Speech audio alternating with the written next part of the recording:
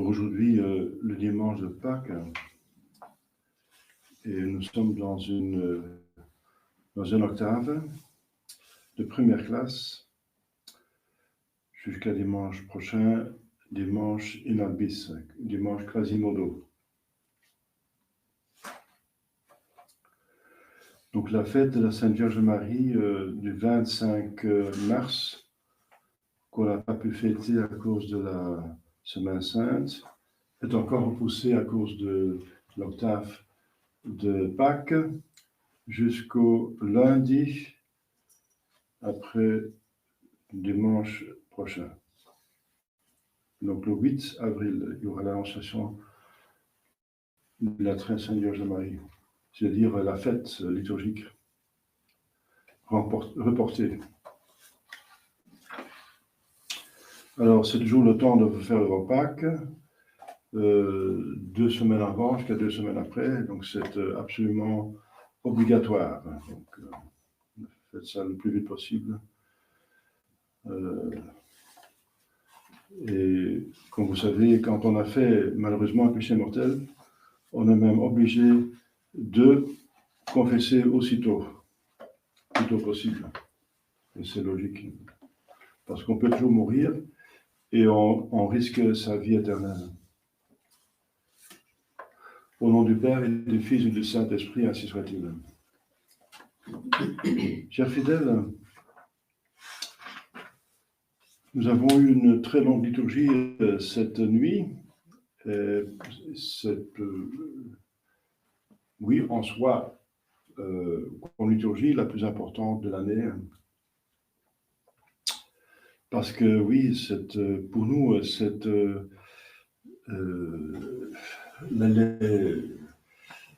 l'application, n'est-ce pas, des grâces nécessaires pour notre salut, c'est notre rédemption qui est l'œuvre pour nous, de fait, la plus importante. Bien sûr, la création est la plus nécessaire. Si on n'existe pas, on ne peut pas aller au ciel. Mais une fois qu'on existe, il faut aller au ciel.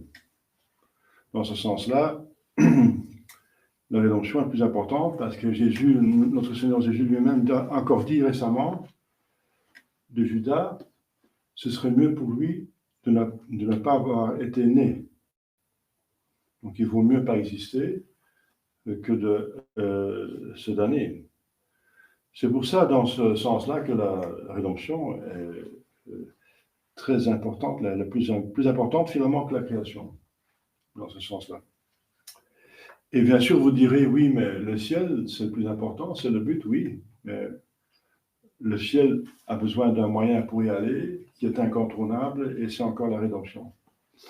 C'est vrai que la rédemption n'est pas importante, la plus importante en soi, c'est le but qui est plus important que le moyen, parce que le moyen est au service du but.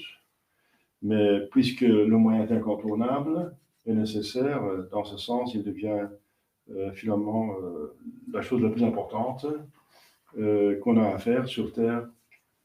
Et le reste va suivre, disons, automatiquement. Si on est bien du moyen, et c'est un bon moyen, parce qu'il a été institué par notre Seigneur Jésus-Christ, par Dieu, donc Dieu fait les choses très bonnes. Il nous mène infailliblement au ciel, si on utilise bien du moyen, convenablement. Alors, ce mystère de Pâques, bien sûr, il est très riche, puisque Dieu est infini. Et cette infinité se manifeste dans ses œuvres aussi vers les créatures limitées. Nous sommes limités, mais lui, il n'est pas limité. Donc, quelles sont les limites de Dieu? Ce sont nos limites. Les limites de Dieu pour agir envers nous, ce sont nos limites. Mais il va aller jusqu'à la fin de nos limites. Et puisqu'il est devenu homme, il va à la fin de ses limites de son humanité. Et il veut nous faire participer à cette humanité, parce que son humanité, c'est le moyen pour aller au ciel, c'est façon de parler, l'ascenseur.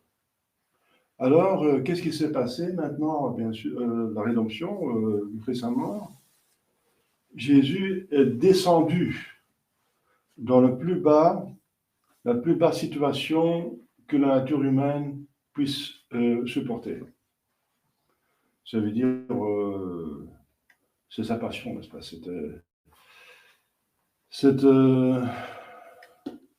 Vous savez, on a tout médité, je peux tout répéter, c'est toute une liste, n'est-ce pas? C'est épouvantable, n'est-ce pas? Il a souffert dans tout ce qu'il avait, tout ce qu'il était en tant qu'homme, corps et âme, sa vie sociale, n'est-ce pas? Son être, son avoir, sa réputation, sa mère, sa vie, n'est-ce pas? Son corps et son âme, tout, n'est-ce pas? Tout a souffert au maximum, au maximum. Et vous savez pourquoi? Bien parce que Dieu, le Père a décidé, comme ça. Le Père a décidé. Jésus a encore demandé en tant qu'homme de laisser passer le calice, mais le Père a décidé que ça se fasse ainsi. Et je vous ai expliqué récemment pourquoi. Vous savez ça, c'est parce que justement, Dieu est bon et il veut le maximum, sauver le maximum d'âmes.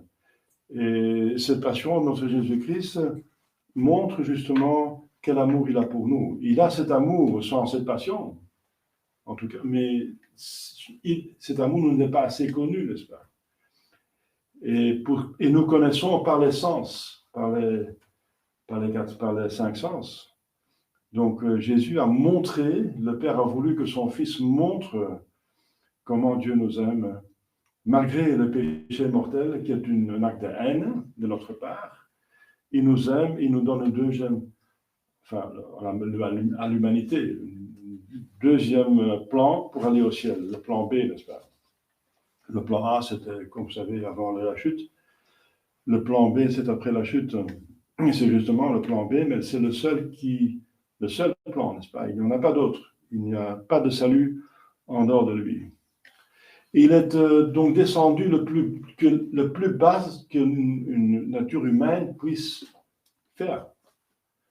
Et maintenant encore plus bas, parce que maintenant il se trouve parmi nous, caché sous un minéral, sous une hostie, n'est-ce pas?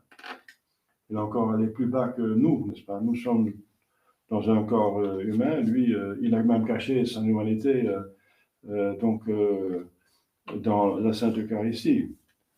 Mais ça ne lui fait pas de mal, mais c'est quand même un acte d'humilité incroyable. Et de service, il nous sert de nourriture. C'est vraiment le maximum. Voilà, dans sa résurrection, n'est-ce pas, dans sa rédemption, il va aussi au maximum. C'est le maximum, bien sûr, c'était le but. Le maximum, c'est le même maximum que Dieu avait posé lors de la création de l'homme et des anges. Il était destiné au maximum qu'un Dieu puisse donner aux créatures. C'est une participation à sa divinité. Et c'est ça maintenant la résurrection, n'est-ce pas? Il n'y a aucun homme, il y a des hommes qui ont ressuscité, des hommes, mais aucun homme qui a ressuscité soi-même. Vous vous rendez compte? La mort, c'est la séparation du corps et de l'âme. L'âme ne reste plus dans le corps parce qu'elle ne peut pas rester dans le corps parce que le corps est devenu incapable pour contenir l'âme. Donc l'âme abandonne le corps parce qu'elle ne peut plus agir dans ce corps. Et c'est ça la mort, par maladie, âge ou accident. Voilà, donc l'âme quitte le corps parce qu'elle ne peut plus agir, ce corps est plus gérable. Mais la résurrection de notre Seigneur Jésus-Christ, c'est que cette même âme qui a quitté le corps, elle va revenir et le vivifier. Pour nous, c'est impossible. Parce que si on était incapable de le vivifier, on ne serait pas sorti du corps, on ne serait pas mort.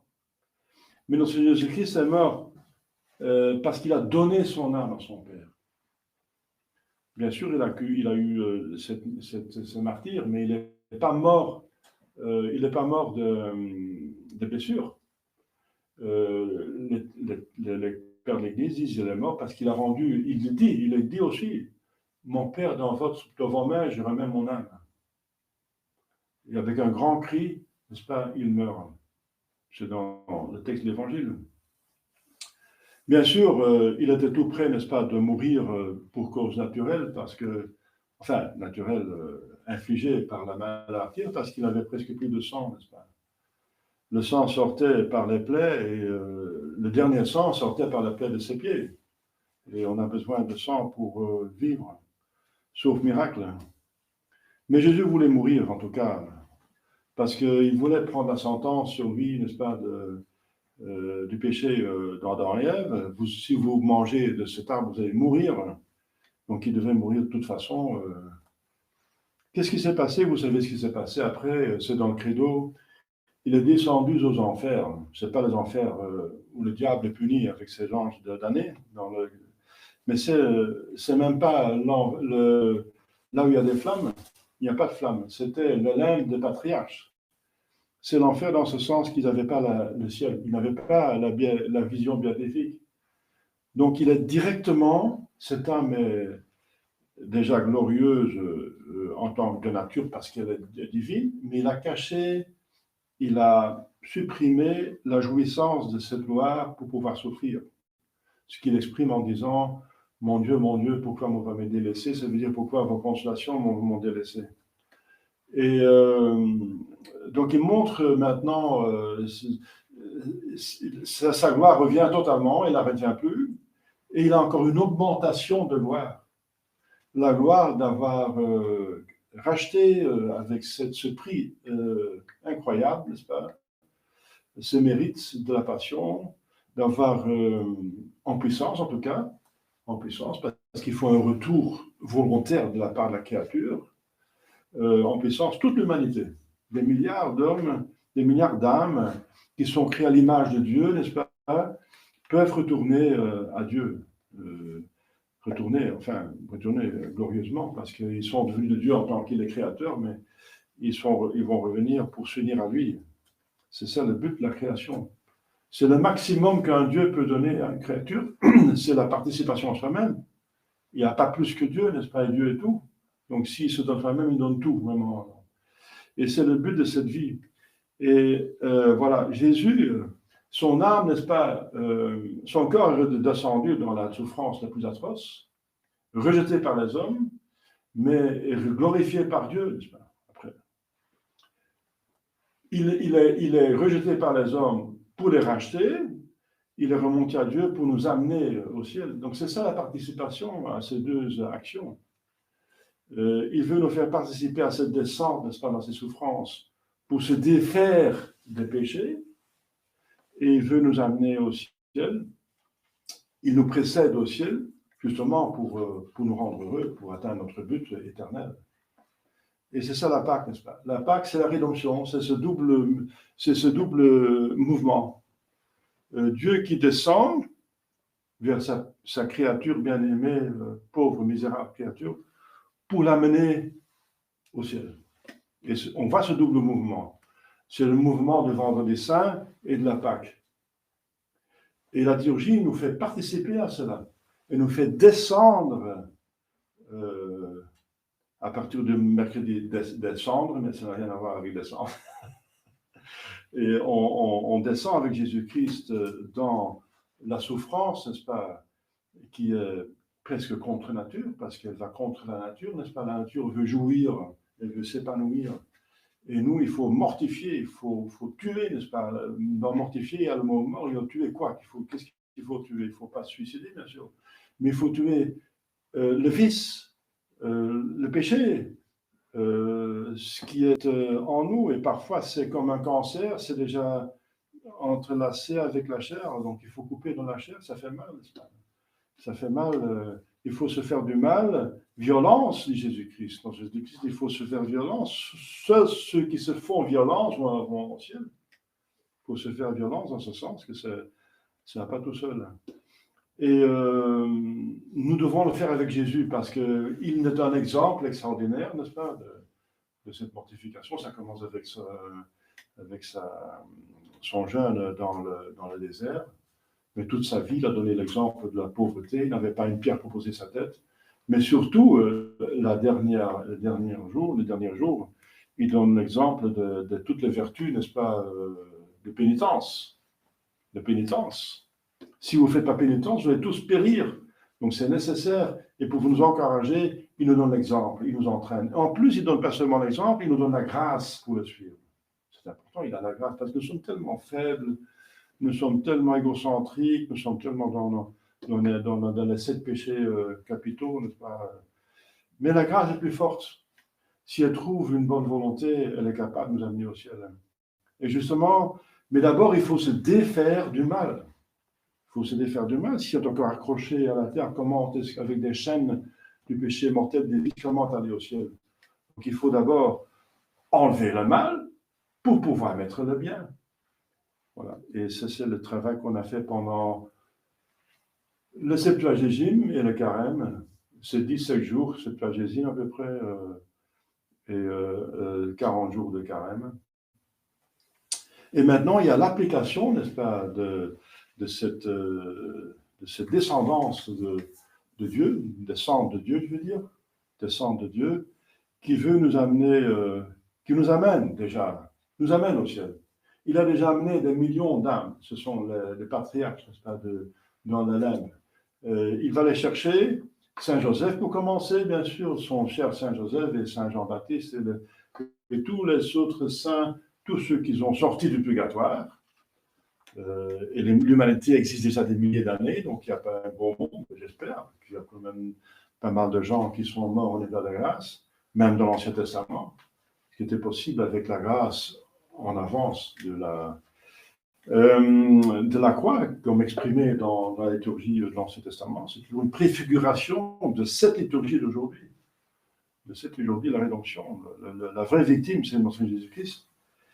Et donc, il les a déjà amenés dans le ciel, pas totalement, mais il les a amenés avec soi.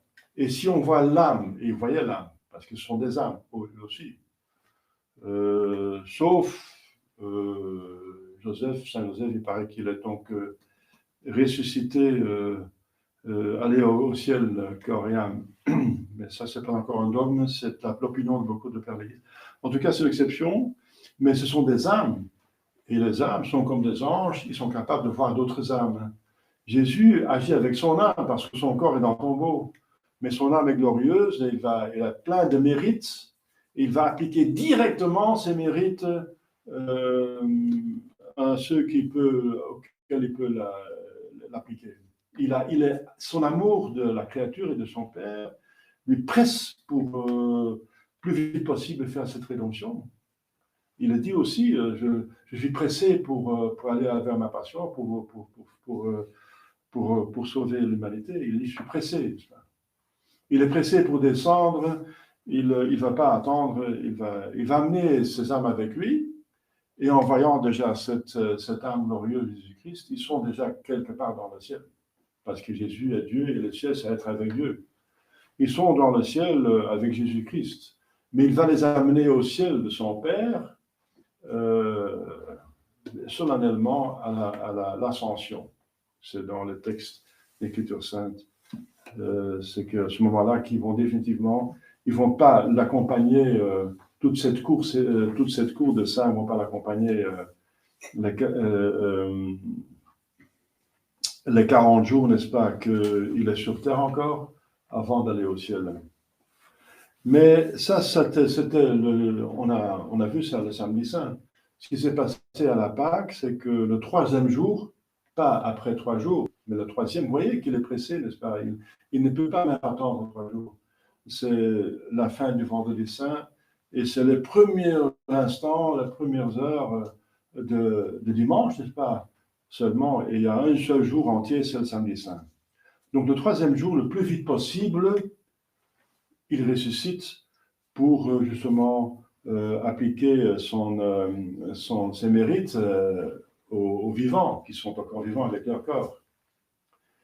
Et la preuve que Jésus-Christ est ressuscité avant le lever du soleil, c'est que c'est au lever du soleil qu'il y a les anges qui apparaissent et ouvrent le tombeau, et que les custodes, les soldats sont terrifiés, mais le tombeau est vide. Le tombeau est vide. Les anges enlèvent la pierre pour montrer justement que le tombeau est vide aux femmes, parce que les femmes se disent ensemble, celles qui veulent oindre le corps de Jésus-Christ, mais comment on n'a pas pensé, qu'est-ce qui va nous rouler la pierre? C'est une pierre ronde qu'on peut rouler, mais enfin, c'est quand même une pierre de 2 mètres, avec une épaisseur, ça pèse quelques tonnes quand même. Donc, c'est pour empêcher justement qu'on viole le tombeau, qu'on met des pierres. Et la pierre, c'est scellée en plus, avec des gardiens devant. Donc ces femmes n'ont pas bien réfléchi dans leur tristesse. Mais ils pensent pouvoir oindre le corps de Jésus-Christ, mais il y a plusieurs obstacles. Ce n'est pas seulement les soldats qui vont empêcher que les disciples viennent voler le corps, sur l'instigation et l'organisation des pharisiens et des sadducéens, mais ensuite la pierre. Mais les deux obstacles vont être enlevés par les anges. Les soldats sont terrifiés à mort, dit le texte, à mort. Et, oui, si on voit un ange saint et on n'est soi-même pas en ordre, ça fait mal, n'est-ce pas? Un ange vous fait du bien si vous êtes en état de grâce, mais il vous fait du mal si vous n'êtes pas en état de grâce. C'est encore dans le retrait de Saint-Ignace, n'est-ce pas?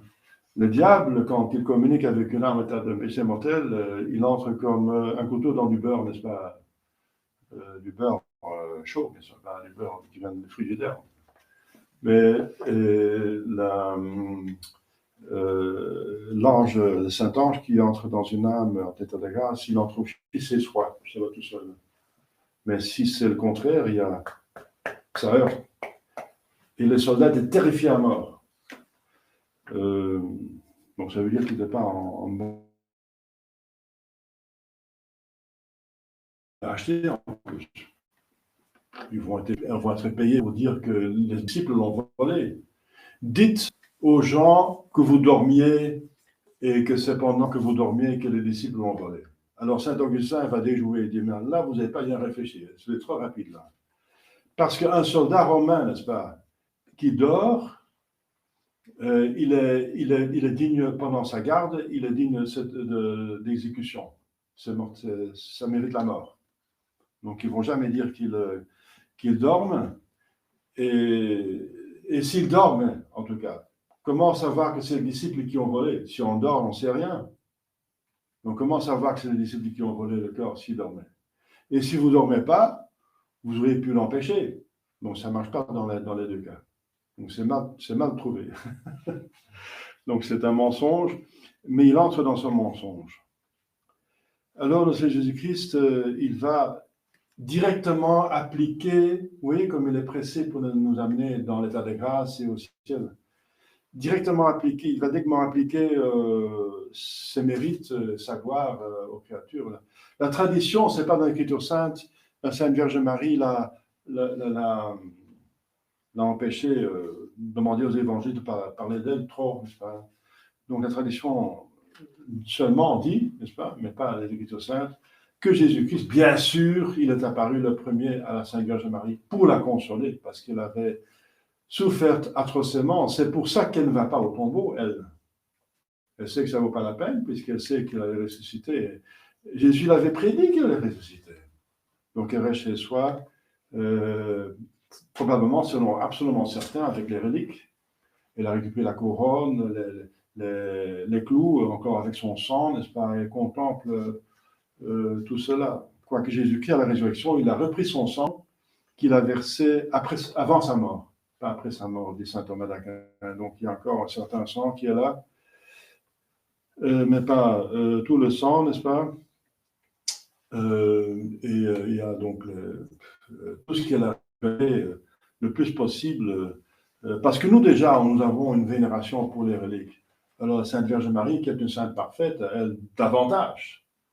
Donc elle est avec ses reliques de Jésus-Christ, ça lui fait du mal d'une autre façon, parce que ça lui montre comment il a souffert. Mais elle est très consolée parce qu'elle sait qu'il est bien maintenant, qu'il est dans la gloire déjà à son âme, et qu'il va ressusciter bientôt, et elle sait qu'il va la visiter.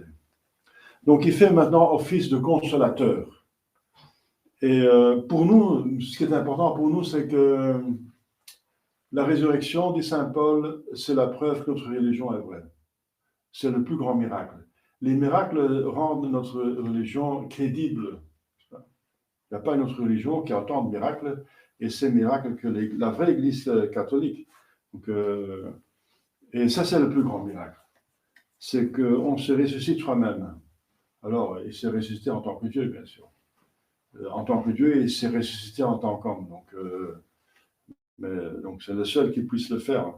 Et c'est la preuve de sa divinité, de sa mission divine. Pour nous, c'est important. Pour savoir que, voilà, la religion, c'est Jésus-Christ, c'est le Rédempteur, et lui seul, comme il a dit lui-même, et c'est même dans le Saint Testament, je suis seul.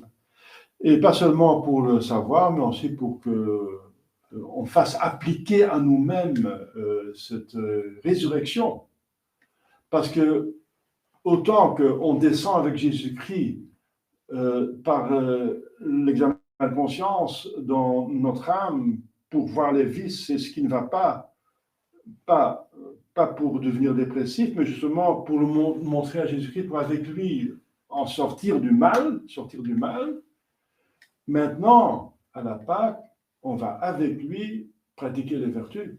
On va demander les vertus, ressentir les vertus. Il ne faut pas seulement se débarrasser du mal, il faut encore le remplir notre âme du bien, des grâces et aussi des vertus qu'on acquiert avec la grâce et notre bonne volonté. Donc les 40 jours plus 17 jours, n'est-ce pas, avant Pâques, vont maintenant être changés en 40 jours, n'est-ce pas, de gloire et 17 jours de gloire. Les 40, ça veut dire entre Pâques et l'Ascension, et les 17 de l'Ascension jusqu'à la fin de l'octave de la Pentecôte, qui vient 10 jours après l'Ascension, plus encore 7 jours de l'octave, c'est 17 jours. Donc vous voyez que c'est égal. Il y a autant de jours de préparation que d'application. Autant de jours de se débarrasser du mal que de remplir du bien. Parce qu'effectivement, dans la mesure, la liturgie l'a fait exprès, dans la mesure qu'on a participé à la passion de Jésus-Christ, dans cette mesure-là, on participe à sa gloire. Et cette gloire, justement, ce double mouvement se fait justement par tenir notre Pâque.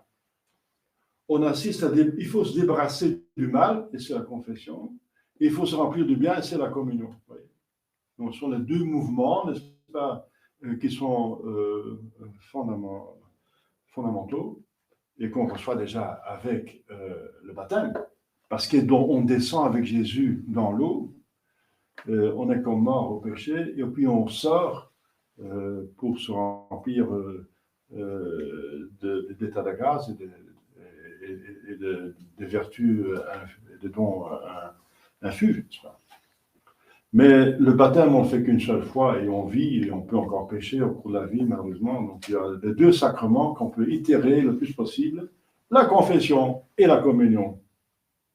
La confession, c'est se débarrasser du mal avec Jésus, de bonne volonté, le plus vite possible. Et la communion, c'est se remplir du bien aussi le plus vite possible. Là, chers fidèles, c'est une petite explication un petit peu de ce grand mystère qui est pour nous vital. C'est notre vie éternelle. Demandons à la Sainte Vierge Marie, qui elle a été au maximum, n'est-ce pas, la participation à la passion de Jésus-Christ, même innocente, elle, mais par amour de Dieu et des âmes. Et a participé aussi à la gloire. Elle, bien, comme une bonne mère, elle veut nous communiquer cela. Au nom du Père et du Fils et du Saint-Esprit, ainsi soit-il.